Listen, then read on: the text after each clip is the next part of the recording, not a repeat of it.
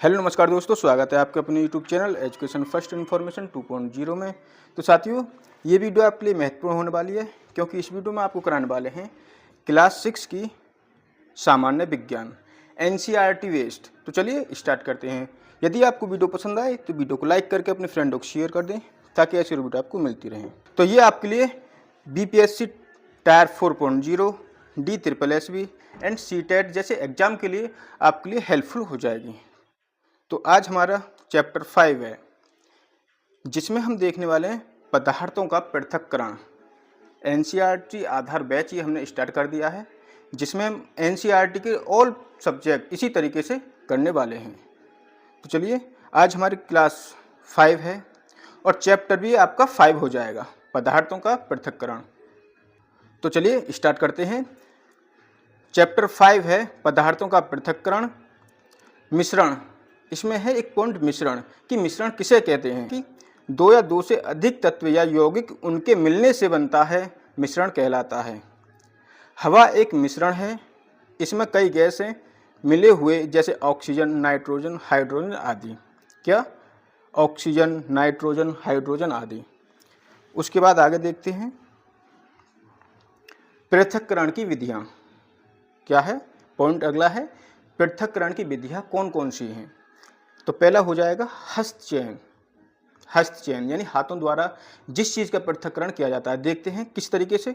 किसी मिश्रण से हानिकारक तथा अन्य उपयोगी पदार्थों का हाथ से चुनकर अलग करना हस्तचयन पृथक्करण कहलाता है। जैसे गेहूँ, चावल, दाल, पत्थर तथा भूसे को पृथक करना। किसको? जैसे गेहूँ में भूसा होता है उसको अलग करना। नेक्स्ट पॉइंट है हमारा थ्रेशिंग। थ्रेशिंग है कि सूखे पौधों की डंडियों अनाज को पृथक करने को थ्रेशिंग कहते हैं। सूखे पौधों की डंडियों अनाज को पृथक करने को थ्रेशिंग कहते हैं। जैसे बैलों की सहायता और मशीनों का उपयोग किया जाता है। जैसे इसके लिए बैलों की सहायता, जैसे आपने पहले देखा होगा बैलों द्वारा पृथक्करण किया जाता था।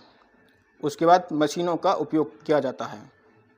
निष्पादन, पवन अथवा वायु के झोंकों द्वारा किसी मिश्रण के अवयव को पृथक करने की विधि निष्पादन कहलाती है। पवन अथवा वायु द्वारा, यानी कि आपने देखा होगा कि गाँव में लहटे को या गेहूं को उससे भूसे को जो अलग करते हैं वो निष्पादन के द्वारा भी किया जाता है। जैसे थोड़ा सा आपके यहाँ नाज एकत्रित हो जाता है, उसमें कुछ कबाड़ा होता है, तो वो निष्पादन द्वारा यानी कि हवा द्वारा उसको अलग किया जाता है। जैसे किसान भूसे से अनाज इसी विधि से अलग करते हैं। किसान भूसे से अनाज इसी विधि से अलग करते हैं। नेक्स्ट पॉइंट हो जाएगा चालन। चालन द्वारा आटे से अशुद्धियों को पृथक करना चालन कहते हैं। चालन द्वारा आटे से अशुद्धियों को पृथक करना चालन कहते हैं। जैसे रेत से कंकड़ तथा पत्थर से पृथक करना। रेत से कंकड़ निकालना और पत्थर से पृथक करना, इसका आंसर हो जाएगा।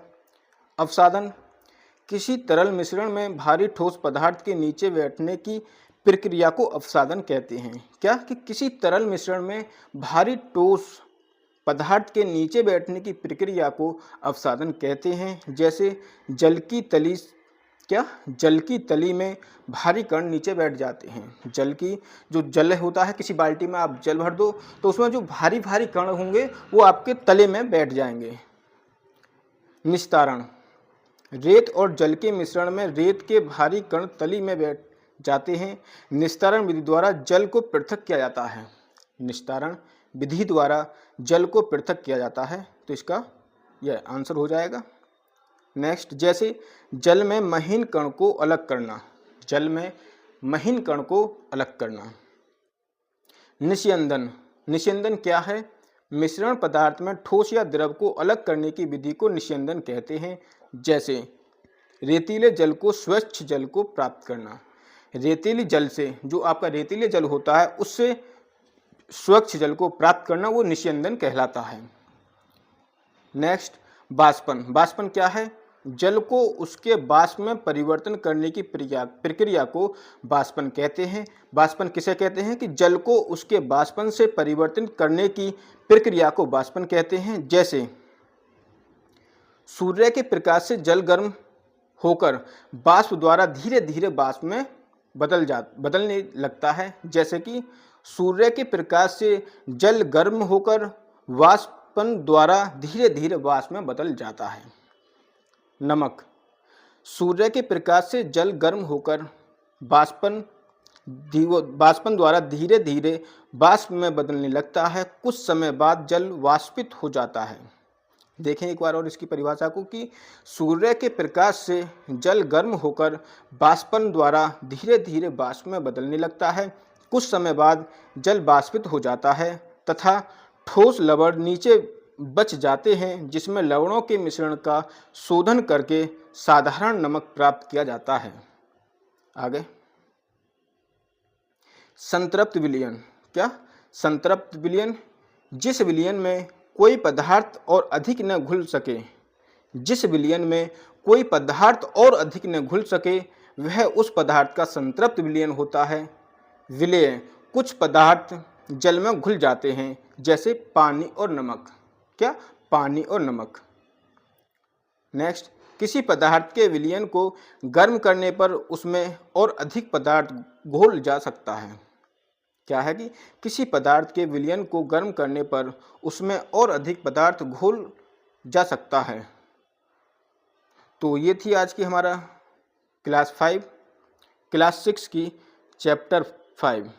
यदि आपको वीडियो पसंद आई हो तो वीडियो को लाइक करके अपने फ्रेंडों को शेयर कर दें, ताकि ऐसी वीडियो आपको मिलती रहे। नेक्स्ट चैप्टर हम हो सकता है आज शाम को अपलोड कर दें। तो चलिए, यदि आपको वीडियो पसंद भी आ रही हो तो आप प्लीज़ हमारे चैनल को सब्सक्राइब कर लें, ताकि जैसे ही हम नेक्स्ट वीडियो अपलोड करें आप तक उसकी नोटिफिकेशन पहुंच जाए। तो चलिए, धन्यवाद।